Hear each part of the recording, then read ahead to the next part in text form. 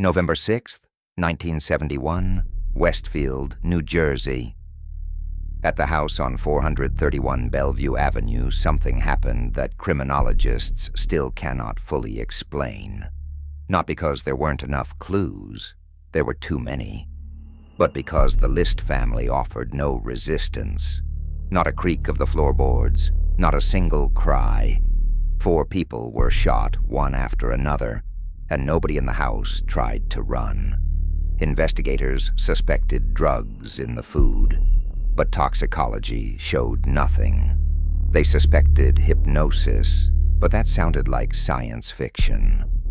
Officially, the case was closed: financial trouble and religious mania. But there is one detail investigators never really analyzed, a detail visible only to those who study the crime scene photos closely. A detail in the basement, in the reflection. John List was a man who believed in order.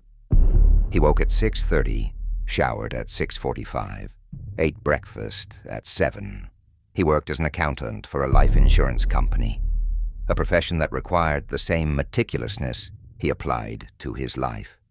Every cent in its place, every lie in the ledger, every sin in its column. His wife, Helen, was different. She laughed, she sang, she walked barefoot through the house, leaving wet footprints on the parquet. This infuriated John. "Helen, please," he would say, pointing at the marks. "This is wrong. What's wrong with life?" She would answer, laughing. And he could not understand how she could laugh, how she could be so light when the world around them was sinking into sin. Their children, Patricia, Frederick, and John Jr., inherited their mother's impertinence. They were loud. They argued at the dinner table. Patricia wore dresses John considered indecent. Frederick read comics instead of serious books. John Jr. simply did not obey. John's mother, Elsie, lived with them. She was blind and almost deaf. John cared for her with the same mechanical precision he applied to everything else. Medication at 9, lunch at noon, dinner at 6. But even blind, even nearly deaf, she felt his anger. Sometimes when John passed her room, he would see her turn her head toward him. Fear showed on her face. The blind old woman was afraid of him. That was good. Fear is honest. Financial trouble began in 1968. John lost his job. He found another, but the pay was lower. Bills climbed. The mortgage would not forgive itself. He asked for a raise. He was refused. Every night he sat in the basement, a dry, cold basement, with wooden ceiling joists, and counted money. He rerouted payments. He made notes. He looked for ways to survive in a world that was becoming more hostile. Helen did not understand. She said he worried too much, that God would take care of them. John was furious. What God? What God lets an honest man sink into this mess? What God sends such wicked women and children to drain his life? And then, in 1970, something strange happened. John was in the basement, working on the accounts, when he heard a sound. Soft, like wind, but not quite. It sounded like a whisper, many voices speaking at once, but not quite English. He looked up and listened. The sound came from the wall. John got up and walked to the wall. It was an ordinary plastered wall, nothing remarkable. But when he put his ear to it, the sound became louder, clearer. Words. They were words. But in what language? Latin? Ancient Hebrew? Something even older? John, he heard. His name. In his own voice, but not exactly. John, we see you. We see how you struggle. We see how you suffer, and we can help. John recoiled from the wall, his heart racing. "Who are you?" he asked aloud. "We are those who understand," the voice answered. "We are those who know that order is everything, that sin must be punished, that some people are wrong, and they must be corrected." John told no one. But from that night, the voices in the wall became regular.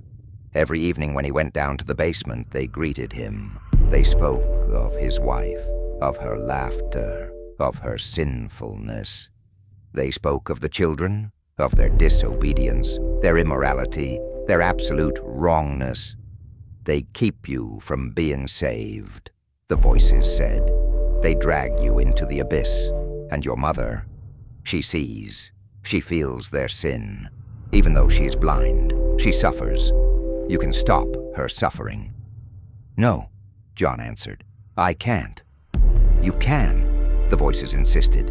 And you will, because you understand, because you see the truth. The rest of the world is blind, but not you. You see what must be done. John began planning in June 1971, not consciously, as if his hands wrote without his will. At the top of a note, he wrote a date, November 6th. Why that day, he did not know. But the voices in the wall knew. They whispered that number every night. November 6th. He bought a pistol. He told the seller it was for home protection. That was true. The house needed protection. From sin, from wrongness. The evening of November 5th, John sat at the dining table with his family. Helen prepared his favorite, meatloaf. The children ate and talked, loud, rude. John ate nothing. He looked at them as a naturalist studies specimens in a museum. After supper, Helen went to the bedroom. John followed. She was lightly dressed, as she always was, and that was his final push. That sin, that impertinence. Helen, he said. She turned, a smile on her face. She sensed nothing. He shot her in the back, one shot. She fell on the bed. Her smile vanished, replaced by an expression of eternal surprise. Then he went to Patricia, his eldest daughter. She was in her room reading. When he entered, she looked at him. Something in her gaze. It seemed she knew. Her eyes widened, not from fear, but from recognition. As if she had known all her life this would happen. Papa, she asked.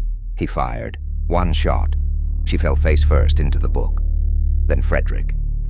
His son sat in the living room listening to the radio. He did not hear the shots from the next room, protected by a wall and closed doors. He did not see the pistol until John was standing beside him. Papa, what? One shot. Then John Jr., the youngest, a boy too small to be guilty, yet guilty nonetheless. Guilty of existing, the final shot.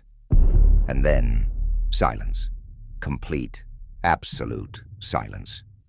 That was the quiet in the house when all were dead. John went down to the basement.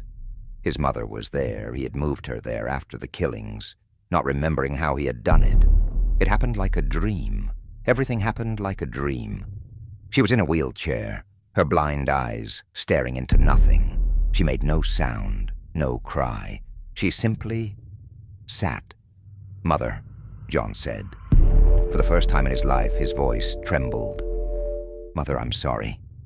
Her lips moved. Maybe she tried to say something, maybe to forgive him, maybe to curse him. He shot her in the head. Then he worked all night. He carried the bodies to the basement.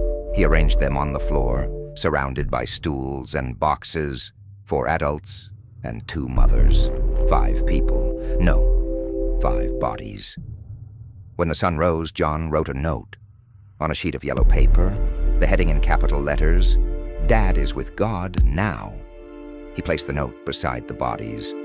Then he washed his face, put on a clean shirt, and left the house. Closing the door, he told neighbors the family was leaving on vacation, that he would stay to look after the house. No one suspected. For 3 months, the bodies decomposed in the basement. The house reeked of death. It was a smell that would not be forgotten, a smell that pressed on the air, made it thick and poisonous.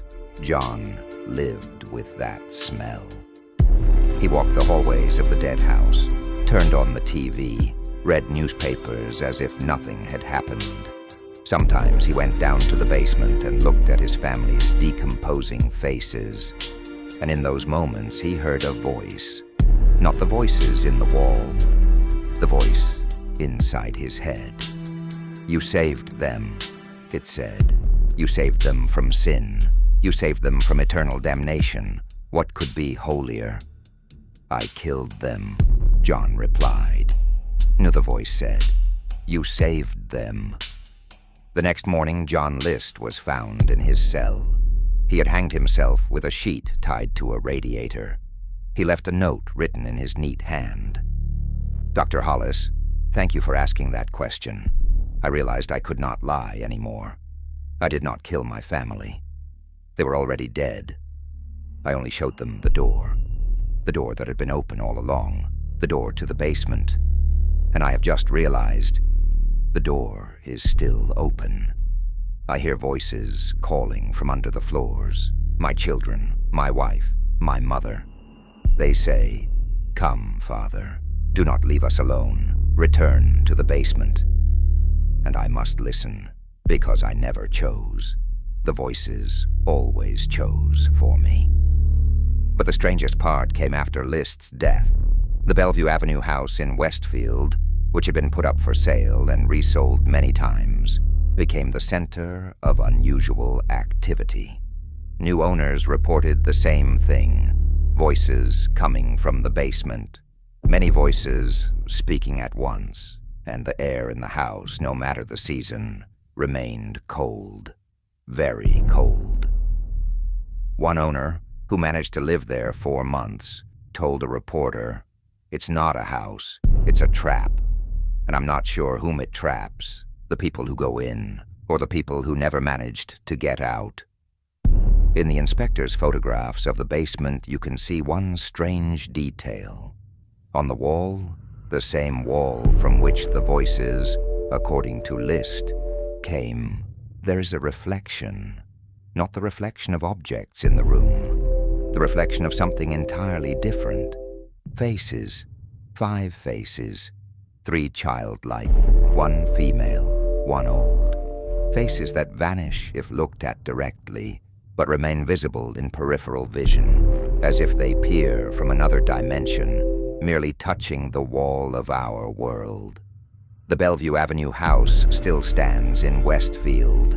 A plaque in front reads, "Historic Landmark," but no one can live in it. And every year on the night of November 5th to 6th, the neighbors report the same thing. Voices coming from the basement, and the sound of something moving on the floor, moving up the stairs, toward the door that had always been closed, toward the door that seems to open a little wider each time.